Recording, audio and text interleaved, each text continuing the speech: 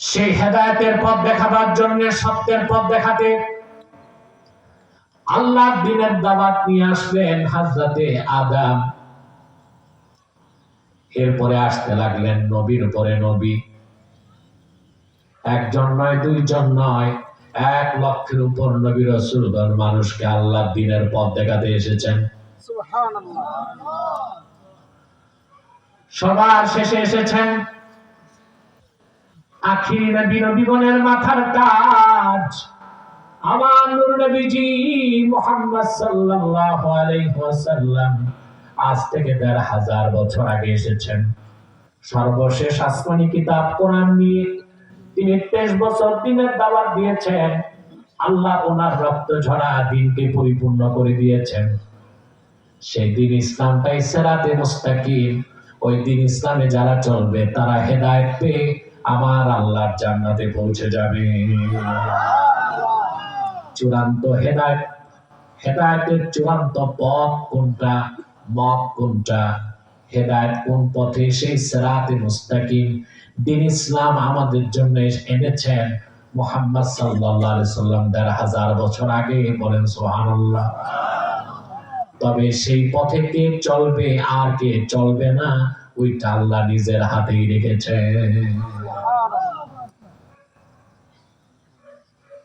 নবীগণ পথ দেখিয়েছেন, ঠিক না? আল্লাহর হাবিব সাল্লাল্লাহু আলাইহি ওয়াসাল্লাম ১,৫০০ বছর আগে দ্বীন ইসলাম এনে দিয়েছেন। আল্লাহর কাছ থেকে কোরআন এনেছেন, পূর্ণাঙ্গ জীবন বিধান শরীয়ত এনে দিয়েছেন। এই সব হচ্ছে ইরাআতুত তারিক, বেহেশতের পথ দেখায় দেওয়া, সত্যের পথ দেখায় দেওয়া। আল্লাহু আকবার। আল্লাহ পর্যন্ত কিভাবে পৌঁছতে হবে তার একমাত্র পথ দ্বীন ইসলাম, সেটা দেখাই দিয়েছেন আল্লাহ হাবিব ১,৫০০ বছর আগে। এই যে পথ দেখায় দেওয়া, এটাকে বলা হয় হেদায়েতের প্রথম প্রকার, ইরাআতুত তারিক। কথা বুঝতে পারছেন? কিন্তু সেই পথে আর সেই মতে চলবে কারা, সেই সিদ্ধান্ত আল্লাহ নিজের হাতে রেখেছেন। তার নাম ইরসাল ইলাল মাতলুব। সুবহানাল্লাহ। সুবহানাল্লাহ। এই হেদায়েত পাবে আর কে পাবে না, এটা কার হাতে? আল্লাহর হাতে। এটা তিনি রিজার্ভ রাখছেন। সুবহানাল্লাহ। দেখেন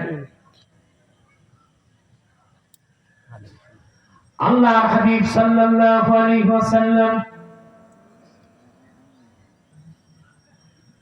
আল্লাহর কোরআনের কথা যখন বলতে লাগলেন, মক্কার কাফেররা, কুরাইশরা আল্লাহর কোরআনের জবাবে কিছুই আনতে পারে নাই। পেরেছে? না। কোরআন যে আল্লাহর বাণী, আল্লাহর নিদর্শন, আল্লাহর আয়াত, এটা কাফেররাও তো বুঝতে পেরেছিল।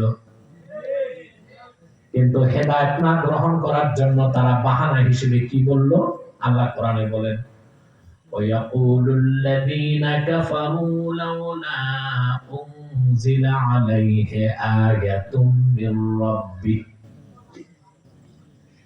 তারা বলল যে মুহাম্মদ সাল্লাল্লাহু আলাইহি ওয়াসাল্লামের কাছে কোরআন আস্তে আস্তে আসে কেন?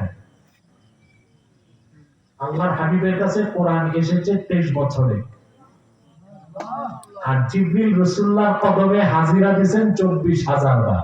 সুবহানাল্লাহ। পূর্বের নবী ঈসা, তার আগে মুসা, দাউদ, সুলাইমান, আদম, ইব্রাহিম, তাদের কাছে জিবরিল কারো কাছে আসছেন 10 বার, কারো কাছে 30 বার, কারো কাছে 40 বার, কারো কাছে 400 বার। আর শুধু আল্লাহর হাবিবের কাছে জিবরিল এসেছেন 24,000 বার। সুবহানাল্লাহ। কত বছরে কোরআন এসেছে? 23 বছরে। কারণ দ্বীন ইসলামের পর তার কোনো দিন নাই। এজন্য এটা হঠাৎ আল্লাহ কোরআন নাযিল করে পরিপূর্ণ করেন নাই, বরং আল্লাহর হাবিবের 23 বছরের দাওয়াতের মেহনতের বিনিময়ে আল্লাহ দ্বীনকে পরিপূর্ণ করেছে। সুবহানাল্লাহ। এজন্য কোরআন নাযিল হয়েছে কত বছরে? 23 বছরে। সুবহানাল্লাহ বলবেন। সুবহানাল্লাহ। এখন কোরআন যে আল্লাহর বাণী, এটা তারা মেনে নিয়েছিল। আর হেদায়েত গ্রহণ না করার জন্য অজুহাত হিসেবে বলল যে মুহাম্মদ সাল্লাল্লাহু আলাইহি ওয়াসাল্লামের কাছে কোরআন একসাথে নাযিল হলো না কেন?